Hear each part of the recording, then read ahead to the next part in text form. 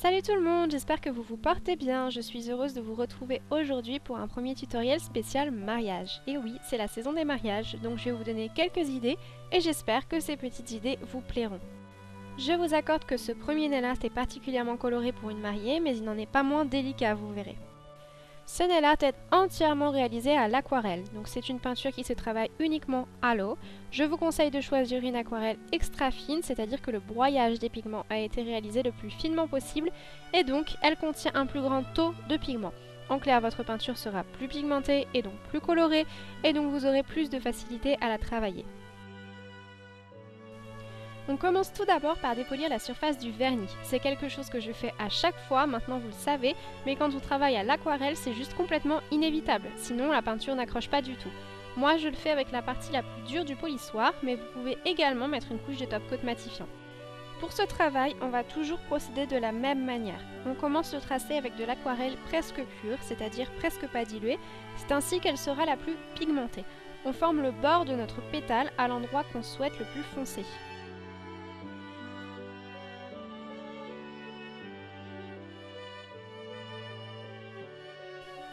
Ensuite, on va rincer et essuyer notre pinceau de telle sorte qu'il ne reste presque plus de pigment dessus et que les poils soient mouillés mais pas engorgés d'eau. On va alors récupérer notre tracé en faisant glisser notre pinceau vers la zone que l'on veut dégrader.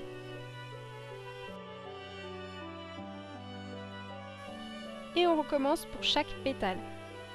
On trace le bord avec l'aquarelle presque pure. On rince et on essuie le pinceau. Puis on étire le pétale pour faire le dégradé.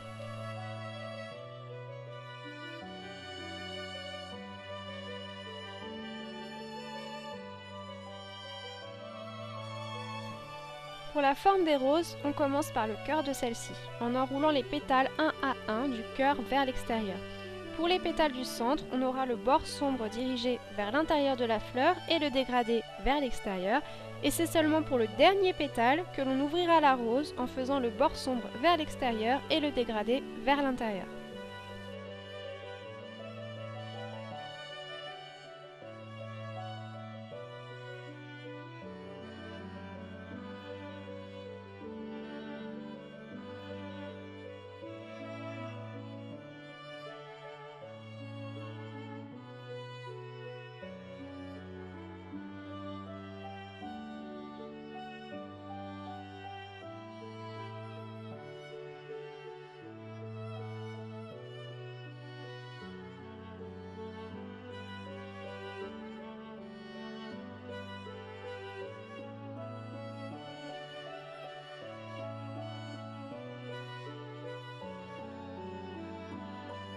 Pour donner un petit peu de fantaisie et de couleur à mes roses, j'ai choisi d'incorporer une touche d'orangé dans certains de mes pétales.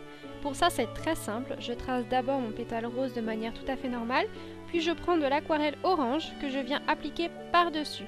Le jeu ici va être de doser la dilution de l'aquarelle et donc la pigmentation de celle-ci pour ne pas avoir un pétale entièrement orange mais juste des reflets orangés dans un pétale rose.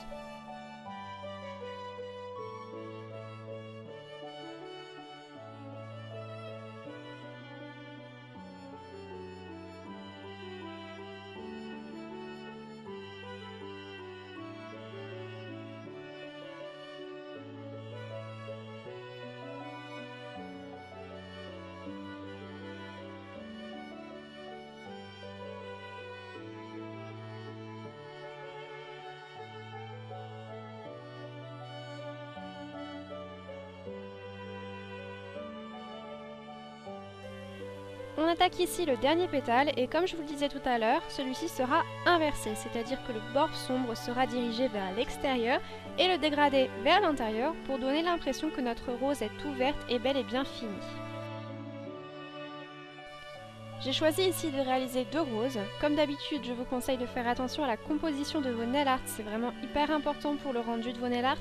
Évitez de réaliser exactement le même motif sur tous vos ongles et pensez que votre motif va au-delà de votre ongle pour éviter l'effet stickers.